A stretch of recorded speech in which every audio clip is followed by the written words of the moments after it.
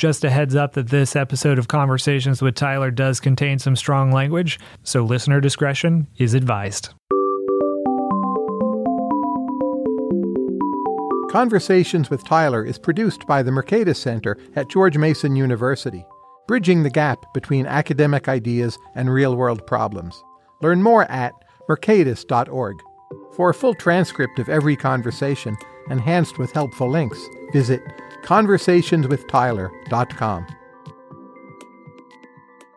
Hello, everyone, and welcome back to Conversations with Tyler.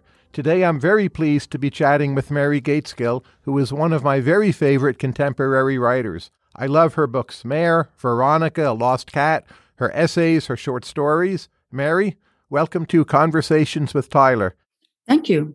Thank you for having me. One thing I find so intriguing in your writing is your understanding of people who just seem to not want to be happy flat out, such as Velvet's mother in your novel Mare. These people, what's your understanding of why aren't they happy or why can't they be happy? Why do they process everything so negatively? Well, could we talk about one character? Because I think they're all different. Sure. Like, what is that Tolstoy? All happy families are the same. All unhappy families are different. Something like I don't think all happy people or families are the same either. But I think the reasons that people are unhappy or why they seem to just kind of go to that place really easily are quite varied. I think if I could come up with a general reason, not talking about my characters right now, but talking about people, I think people who seem like they just want to be unhappy or are incurably unhappy, it doesn't have to do with what they want. It's usually because they've been hurt very early on. And not just once or twice, there's a kind of persistent pattern of them encountering enormous adversity. It doesn't have to be social. It can be in their family. I guess that is kind of a social. Basically, they're very injured. And so their strategy for life becomes how to protect themselves or how to cope with what they sort of see as a just nonstop barrage of shitty experiences. And so that kind of puts them in a posture that they, certainly without intending to, invite that. In terms of Velvet's mother, that's not what's happening. She really, truly has had a rough life. I mean, if you're in a foreign country and you cannot speak the language and you're in a dangerous neighborhood and you don't even understand the social signals that are being sent by the people around you, and you're in a social group that's really looked down on and you don't even know how to respond to that, or you have no means to respond to that, that's hard. And if you put on top of that she's come from a very rough circumstance, I mean, there's a little about her backstory there, you're going to be in a posture of real defensiveness and just locks in. And that makes it very hard to move with any kind of joyous energy, which is what her daughter learns in the book, in Riding Horses, that's her exposure to a kind of free and joyous energy, which she doesn't get anywhere else. So in the general case, is it a desire to be preemptive so you feel in control of the pain? Partly, yeah. But it's not even that thought out. It's just, have you ever seen like cats? Like I've had situations where I'm introducing a new cat to a household where there's going to be 3 other cats. And I've had the situation where like 2 of the host cats are aggressive and they're ready to fight with the new one. And I've seen 2 different responses. One, I had a fairly competent, dominant cat. She knew she couldn't bite 2 cats. So her strategy was just to sit down, stretch out her paws and look the other way and yawn. That diffused the aggression. But another cat was just super reactive, just howling in, fear and don't come near me, I'll scratch your eyes out. They always went for that cat. Because of her response, it magnified the aggression. So it's something like that. It's like getting yourself into a position of being prepared to be attacked that can draw not only from people, but it almost like supercharges any negative situation. Not that I'm blaming the people. Like Velvet's mother, like I said, is in a bad situation objectively. If we're trying to understand such people, there are literal answers to the question of why they're unhappy. And then there are what you might call fictional portrayals of why they're unhappy. Do you think we need both to understand those people? And do the fictional portrayals add to the literal answers? When you say the fictional portrayals, you mean in the heads of the unhappy people, or literally fiction like somebody like me would write? Someone like you would write a character out. Does that add to our literal explanation of why these people are unhappy? Or is it just mirroring what you might say? I mean, part of what I want to do in writing about some characters, not so much Velvet's mother, but also people like Ginger, the other woman in the story, who seems to have a much better life, who actually does have a much better life, she's kind of a lost soul in a way. And with somebody like that, I'm not trying to literally tell people how they should understand them, but what I want is to acknowledge that many people like that exist. Like, also, I think part of Velvet's mother's problem is that she doesn't fit in with her own community. She, in a way, is like Ginger. They're both kind of oddballs. They're both very sensitive people in their own ways. And there are many, many people like that on Earth that, for whatever reason, have a great deal of trouble fitting into their world around them. And even if it's not a bad world, and that's really hard. And it's not that I'm trying to say, here are the reasons why, and you should understand, but it's more like I want you to feel those people. I want the reader to feel them. And that's something that's more unconscious almost. But I think I want to create almost a feeling that you're in the room with that person. And instead of dismissing them quickly, you open your psyche and just feel them. That's ideally what I'm wanting to achieve. Why are we all to be pitied? I don't know that. You said that in the New Yorker once, I believe. It's hard to remember the context. Perhaps I meant because we're all weak little creatures, finally. Even the strongest of us is going to either die violently or age and get sick and become face to face with our weakness and, the fact that we have no idea who we are or what we're doing here. And we're not aware of that most of the time because we're just moving around in the world. But on the deathbed, things we think were really important may not matter very much. Our personality may not matter very much. Everybody is very connected to their personality. Well, I guess maybe a few people are not, either by design, either because they want to look past their personality, or they're crazy and their personality is disintegrative. But most of us are really into our personalities. And I think at certain points in life, even say we're really sick or we're really disadvantaged, we've been beaten badly by somebody or something, we realize our personality is actually quite fragile and it's just a construct, really. And I think that's scary for people. I hope I'm not answering at too great length. It's just a big question. So yeah, great. I'm doing the best I can. I was once with the woman is in her house and her son was there and he was a big, strong kid, like 21 or something, and really worked out and was a strong guy. And she was trying to tell him to be careful about something and, bad people in the world. And he was going, I'd like to see somebody who could, he used the F word, fuck me up. And I didn't say anything, but I'm like, all it takes is somebody with a gun and you're dead. And he doesn't know that. And he doesn't feel that. He probably knows it in his head because he's so strong in the moment. He's not always going to be like that. Now, sometimes in your self-accounts, you claim to be confused by social situations. Yet your novels, I would say your remarks, are extremely insightful into character and into the human condition. How do you put all that together into one unified theory of Mare Gaitskill? I don't have what unified theory of Mare Gaitskill. Do you have a disunified theory?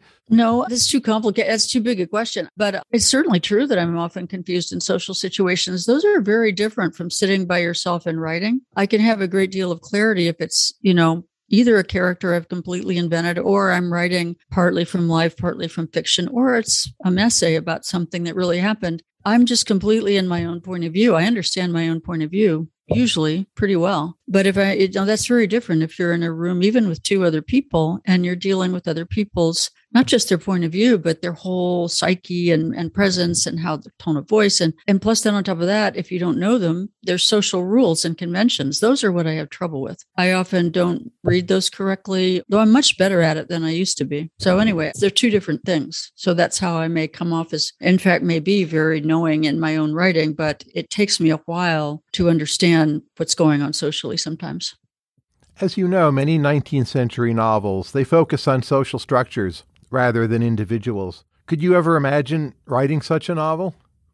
I'm not sure, because of that very reason, that I don't think I understand, say, the education system. That's the one I understand the best because I've taught in universities. But even that, I don't pay much attention to the bureaucracies of those things. I could learn about them, but on a profound level, they don't interest me. And I wouldn't want to write a story about that world probably anyway, or a whole novel, a story maybe. But other settings, like, I simply don't know enough about them. And it would take a very long time to research them adequately. And I have seen people write about things like that I don't think they know about them either, and it doesn't stop them. But I think that would be the main difficulty I had with that. And to me, it's not the highest possible goal. I mean, it's a high goal, and there are people who do it brilliantly, and I admire those people. But I don't feel like you must do it if you want to be, a valid writer.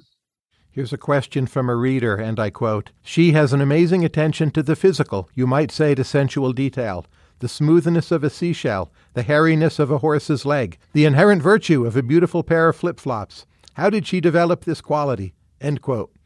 Well, thank you for the observation. It comes naturally to me. It's the way I do understand the world. And I understand people that way too, like by looking at them that way. Not entirely. I understand them by their words and actions as well. But I think people tell the truth with their face much more than they do with their words and their tone of voice and the way they move their body. But also, to me, that's a bigger world than the social world, in a sense. It's a very mysterious world that we come from, this sort of raw matter. And the social world's certainly important, but it exists in that bigger world. So to me, that's where I'm more naturally attuned. The social world comes out of that, in my opinion.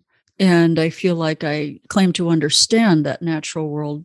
I don't understand it as like a biologist would, certainly, but I'm just very natural for me to go there. Although I have developed it as well. I have consciously developed it as well. And how do you practice that? Just by looking at things and asking myself, how does that look? And then do you draft and redraft, or it just flows out and then it's there on the page and you've got it? I usually have to draft and redraft.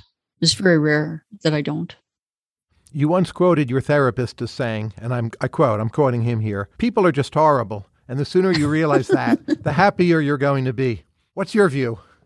I thought that was a wonderful remark, but it's important to note the tone of voice that he used. He was a Southern queer gentleman with a very lilting, soft voice. I was complaining about something or other, and he goes, "People are horrible. They're stupid, and they're crazy, and they're mean.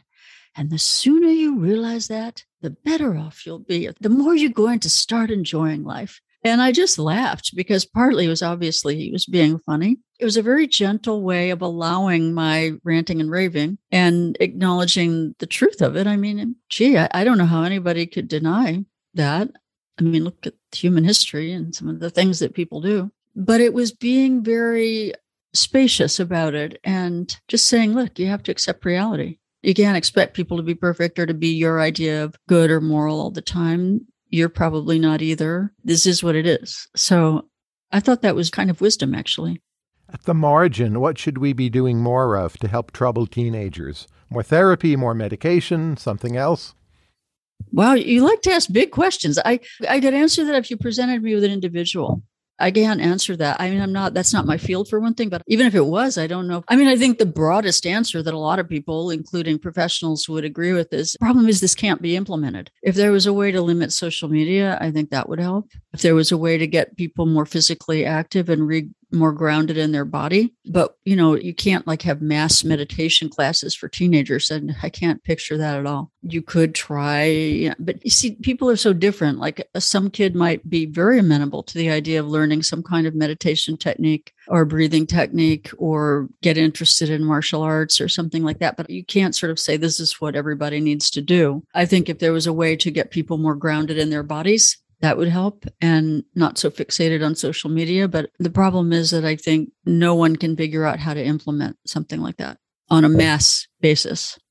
A very specific question. For how long will you look for a lost cat?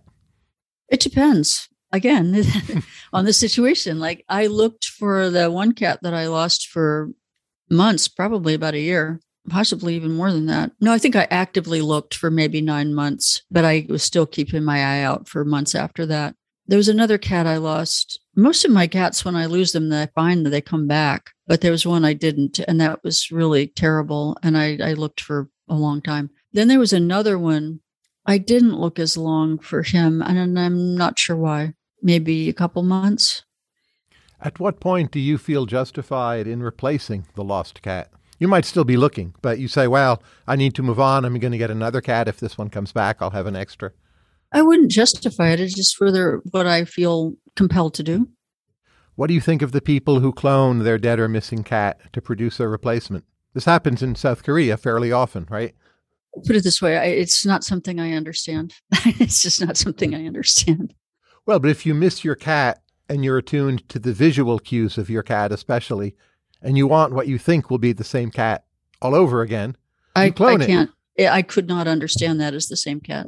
I just, no. Just because it looks like the cat it's not the same thing. It's just, I can't grasp how anyone could see that as the same animal. Is it worse that it looks like the same cat? I don't know. It's just incomprehensible to me.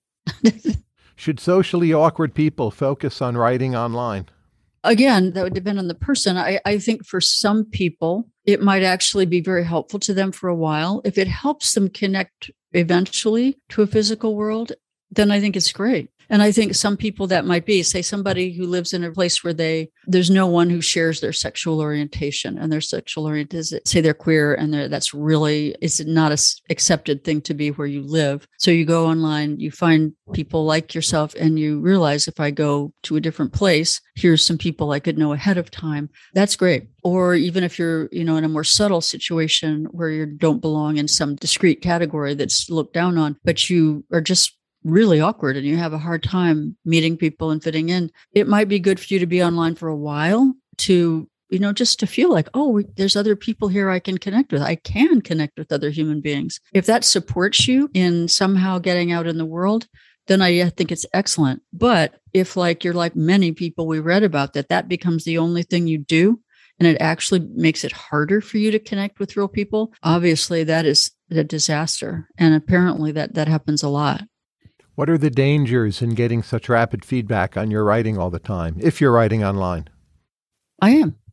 Sure, but what's the danger of the rapid feedback? It drives you crazy, you get too upset, you always feel you have to respond, you can just ignore it, or for you? For me, it's that I feel like I have to respond. It's not even that I feel I have to. I know I don't have to. But if somebody says anything at all interesting, I want to respond. It's very difficult for me not to respond because I'm curious, especially if it's somebody who's saying something that is very different from people I know in life. Like, I have a couple of people on my Substack who comment every now and then. They don't usually speak in a political way, but occasionally they do. And I learn they're actually Trump supporters. I know very few. Well, I know one person who may be sort of a Trump supporter-ish person, but I know very few people like that. So I'm right away quite curious about that person. I don't engage them politically usually, but once I did. It's interesting to me, if I don't know a type of person, to have that opportunity to connect with them a little bit that way. And what have you most learned about yourself, your own writing, from having started a Substack? I have learned something, but I'm not sure I can articulate it quickly. It's been refreshing to me to be in a writing situation where I'm not so careful about what I say. I go over it sometimes and see I've made ridiculous mistakes in terms of dropped words or incorrect grammar, but it's worth it because it's freeing to have that kind of uninhibited flow with people. And I don't know if I can say exactly what I've learned, but it's definitely been something. And also, it's been interesting for me to see how social media can be very positive in some ways. I've always been extremely wary of it. It's the first time I've been on anything like social media. But there's a kind of politeness to it. Like, the thing about social media that everybody knows is that it allows people to be really awful in a way they wouldn't in person, because it's easy to be really insulting and gross if you don't even have to look at the person's reaction or deal with the fact they may want to punch you in the face. But it's also, there's another thing I've learned, that people can also be much more polite for exactly that reason. You don't really know who you're talking to. So you don't want to quickly assume something about what they're saying. Like, if I'm with the person and they say something, one, I feel like I have to respond quickly. Two, I may jump to conclusions based on old habits or old ideas about the type of person I'm looking at. If I don't have any of those cues, it's just something they're typing. First, I don't have to respond quickly. And two, I've sometimes started to be really sarcastic in my responses to people. And then I've looked at it and realized, I don't know if this person is meaning to be sarcastic to me. I don't know if this person is joking. Like, somebody said something, I almost typed, I hope you're joking. You're joking, right? And then I looked at it again and realized, I don't know that he is. So I want to clarify. I'll ask a question first before I come in with an immediate response. And I've noticed most people are very polite, maybe for the same reason. So that's been really interesting. And why did you recently pause your Substack?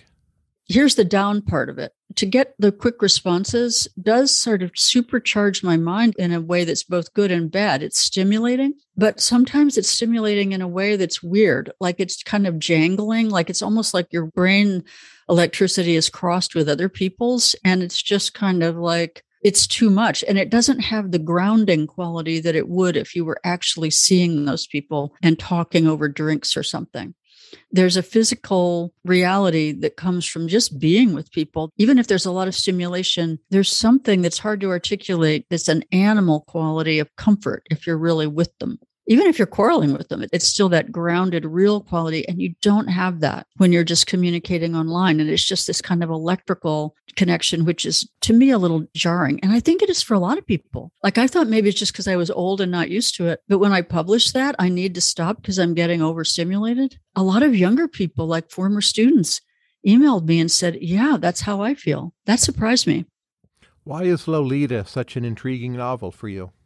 Probably the same reason it's intriguing for a lot of people. It's one thing, it's incredibly beautiful. And the beauty is not simply decorative. It's to take you to a really deep place, again, like that physical reality that I've talked about before. He has an extraordinary ability to render the complexity of the physical world and to deepen whatever his story is about by really drawing you into that and making you understand the vastness of the world and also how it's informing all of the people and the feelings, that the weirdness of the complexity, like the yearning of, say, Mrs. Hayes and Humbert and Lolita for some kind of profound connection, and why it's leading them to behave in the horrible ways. Lolita's innocent. She's a kid. She's not developed enough to be horrible. But the adults, what they're doing and what their needs are, that's drawing them into these intricate ways of just evil, actually, and yet enabling you to feel their humanity in the way they respond to the world around them. And also the way it makes you feel in this extreme case. Like Humbert is a monster, but he also has elements that we can recognize. Like, I can't say a developed answer quickly, but I wrote about it, how I feel that it makes us, again, in that very subtle, subliminal way, without thinking it out, unless you have to write an essay about it, that it makes you understand the relationship of pure feelings of love with all the terrible things that people are too, that the rapaciousness, the jealousy, the cruelty, the greed, the selfishness, all of those things that human beings have can also be at very close proximity to our desire for love and our drive to love other people. And it can be really hard for everybody, whether you have a pedophiliac impulse at all. And it can be with your sister, with your brother, with your friend, with your parents, this really complex relationship of feelings of love with all these other really dark elements. I think that's ultimately what makes it so powerful. Do you agree that the Kubrick movie of Lolita is quite disappointing? I haven't seen it for a long time. It's certainly not as good as the novel. I think it's very hard to put that novel in film because so much of it is about such precise internal observations that you just can't put on film. It doesn't work. Franz Kafka's story in the penal colony, why is it interesting to you and how do you read it? Gosh, I need to really think these things out before I can answer them well. But I think it's very much about, again, for those of you who haven't read it, it's a terrible story in a lot of ways. It's a fiction, it's a totally fantastical idea of someone from another country coming to visit a penal colony with absolutely bizarre society, seemingly, although it's quite recognizable if you think about it. It's quite real. But the prisoners there have a set of impossible rules. They're governed by an elite set of people who have plenty of money and leisure. And if they break any rule, which, for example, if you're supposed to sit outside an officer's door and wake up every half an hour and salute him, and if you fail to do that, then you have to be strapped face down onto this machine, which will very slowly, over a period of 12 hours or something, write with needles on your back the rule that you've broken. And sometimes they'll just write it, and other times they'll write it until you're dead, until your body is basically broken.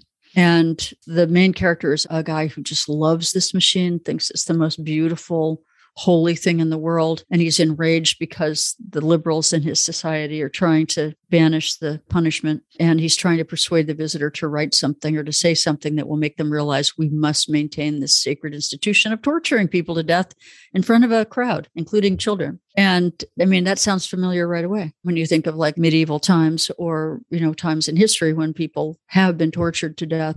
including in this country, lynching and witch burning, for the amusement of a crowd or the edification of a crowd. And what's amazing is he makes the officer who's pushing for this weirdly sympathetic. That's one of the amazing things about it, that even though he's evil in some way, he believes in something in a way that nobody else seems to. And the prisoner and the guard, the person who's guarding him, are oafish figures, stupid, oafish figures, like animals almost. And you'd have to read it to see how he accomplishes this, but it's quite remarkable. But it also, to me, it's such a complex story. It's almost like a dream, that it almost exists outside any kind of rational thinking. And it comes from that deep place that where nature comes from almost. But it's also, to me, about how people, really not all people, but there's a big part of humanity that craves irrational authoritarian governance. That's part of what I think makes it powerful. I think it's why people vote for dictators and why people support dictators.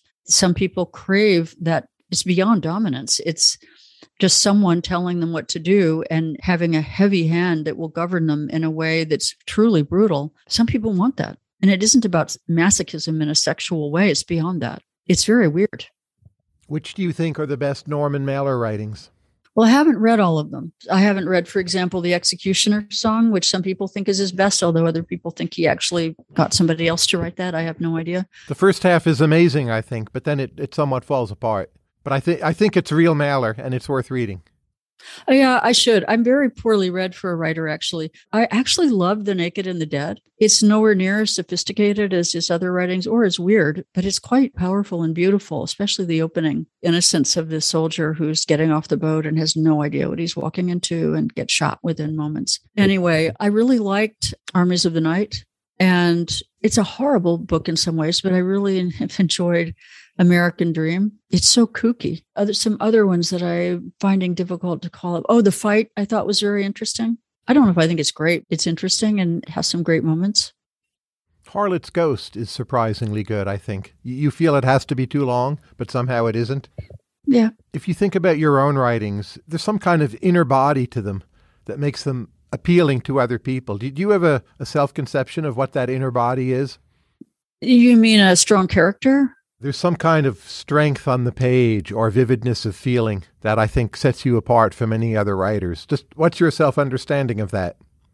I don't know, because it's something that I would take for granted. So it's hard to understand it really. I think you're talking about what I described on one of my Substack essays as sort of an inner weave that I think good work has. It's almost like a vision of life that the writer isn't even aware of when they're writing it because it's so integral to them. But if they are connecting their vision of life with their actual style, the words they choose, it can be quite strong. Like Nabokov has that incredibly so. Almost all great writers have it, and even good writers have it.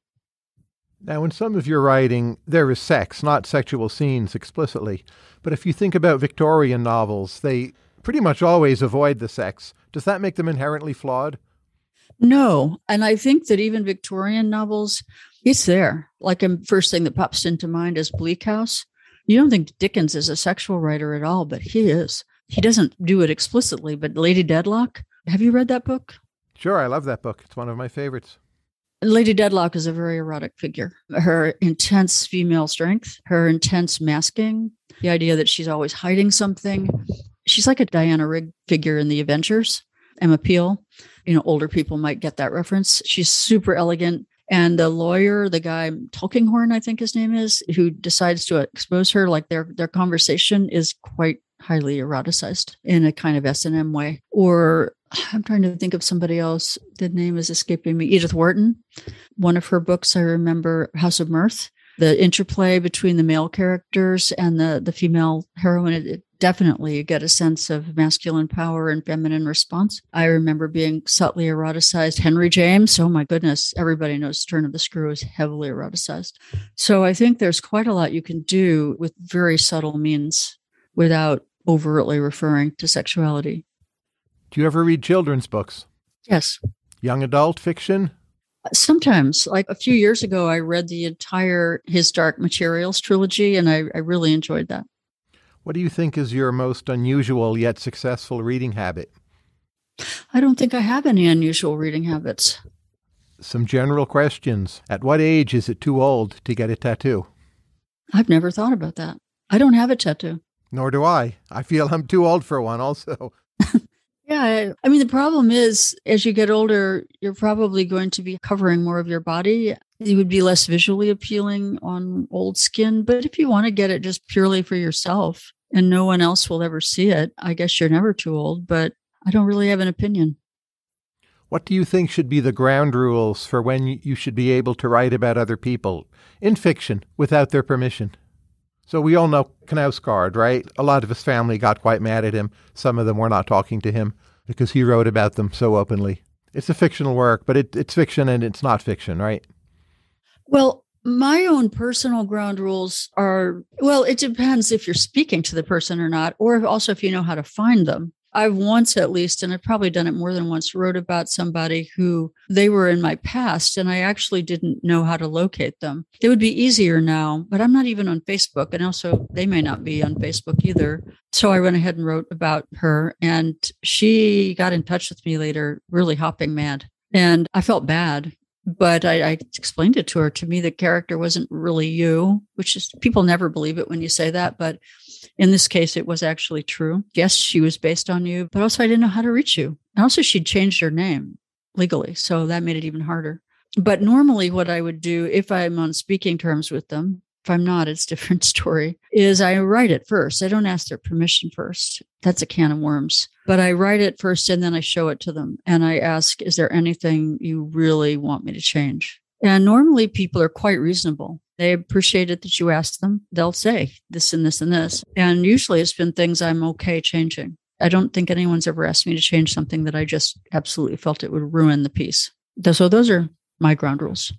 How much do you miss the New York City of the 1980s? Sometimes I do. I don't think about it mostly, but sometimes, I'll walk by a place I was familiar with and be like, oh, I wish things were like that still. I wish I could go back to that time. Maybe 10% of the time. What do you think of the Master of Arts in creative writing? Is it a waste? Is it ruining American writers? Is it helping them?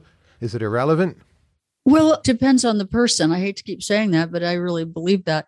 I've come to have a more negative opinion than I used to. When I first was aware of it in the late 80s, early 90s, I thought it was fine. I thought my basic attitude is if you are going to be a writer, a writing program isn't going to hurt you. It may not help you that much either, but it's, if you're going to be a writer, why not? Sure, you could take it. It's not going to ruin you or may not help you that much.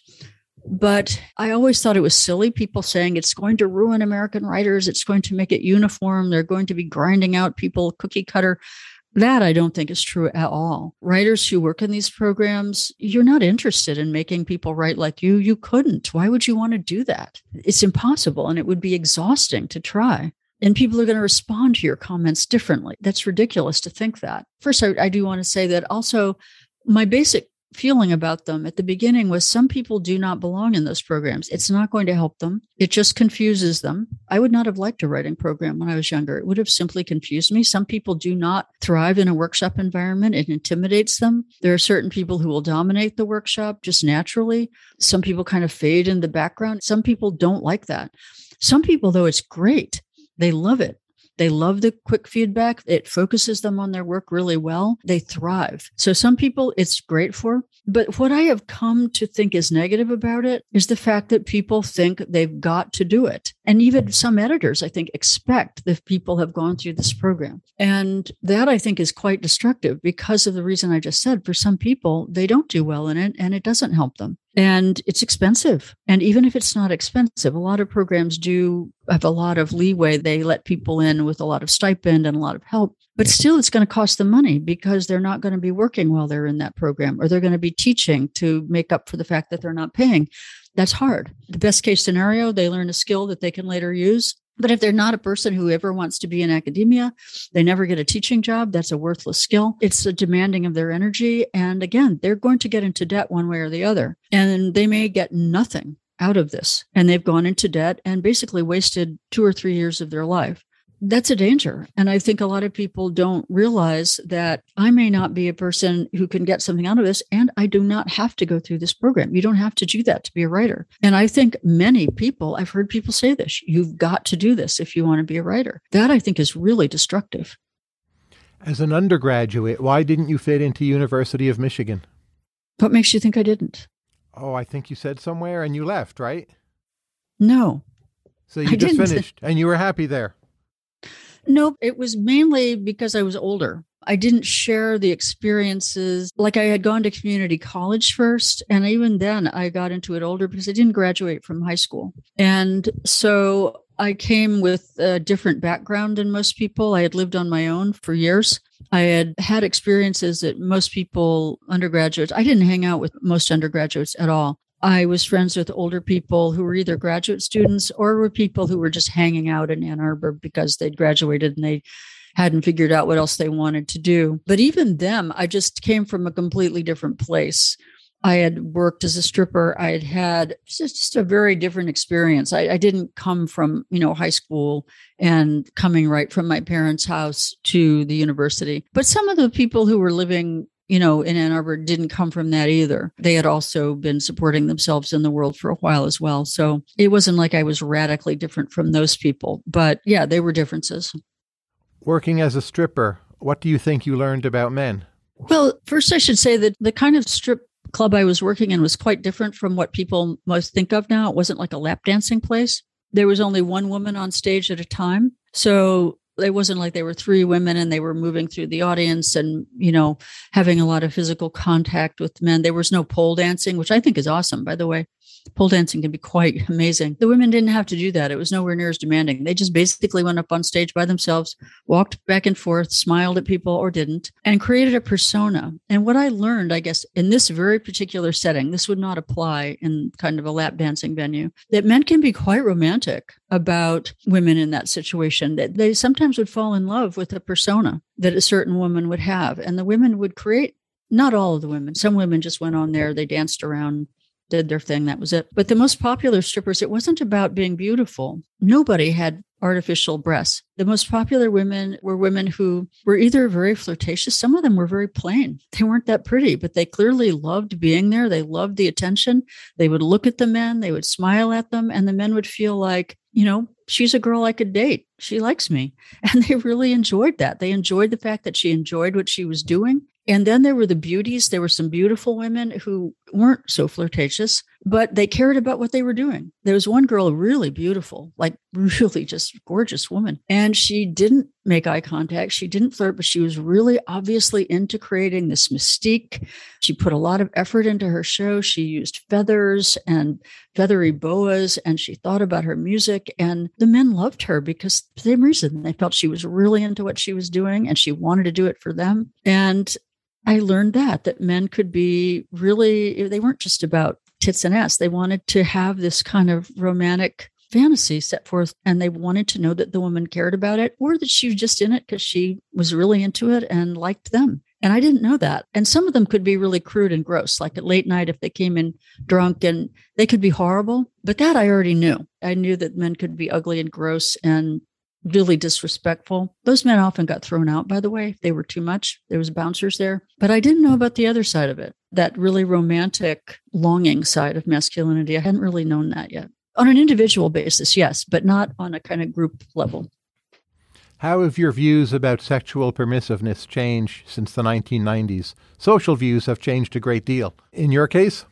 I guess I've seen the downside of it, how confusing it can be. I actually started to see that in the 90s. I didn't see that in the 70s and 80s. I was very into permissiveness and, the more freedom, the better. Not that I didn't recognize there were dangers always, but I began to see that in the 90s, it was beyond physical danger, that it could be very confusing to some people. And even to me, I began to see how it had been confusing to me. It took me a while to understand. And I'm also seeing now how repulsive it can be to younger people. There's always a matter of balance. Like for my generation, it was so uptight and so rigid and so locked into tradition that it was awful.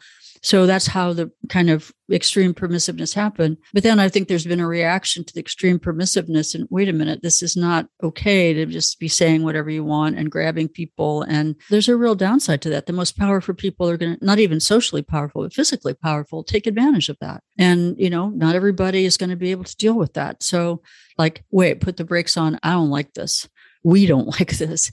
So I think that's a natural reaction.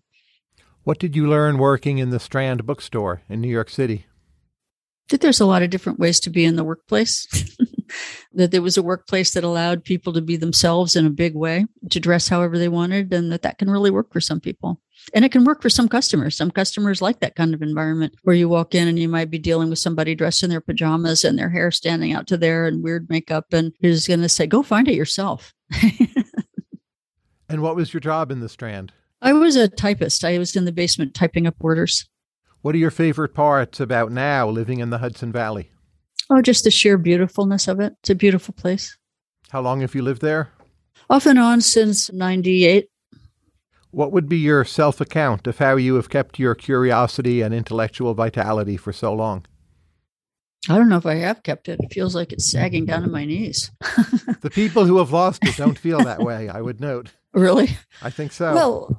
Well, by the fact that up until recently, I just quit teaching, but up until recently, teaching and having to clarify my thoughts about why I think something is important or why I think a piece of writing is working or not, or writing about writing, just the writing, you have to, use your mind quite a lot. How did you observe your students changing over the years as groups, cohorts? Oh my God. Well, they've gotten they're upset.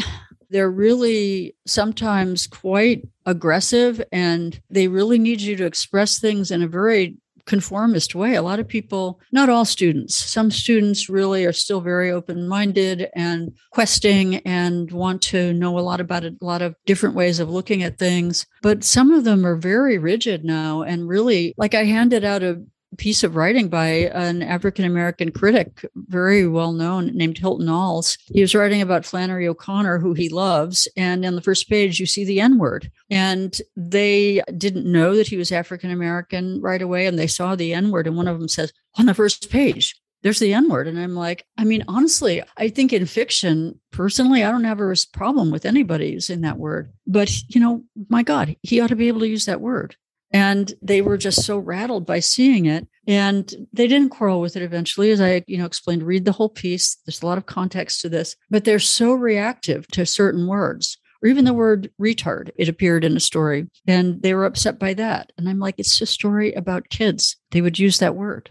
And it's just like they want everything to be so, I don't know what the right, policed. They're so afraid of the use of certain words and terms and exploring certain mindsets that is very difficult for me. If you present it in the right way, they're usually okay, but you have to go through so much presentation that I just find I don't understand why they think that's going to make the world a better place.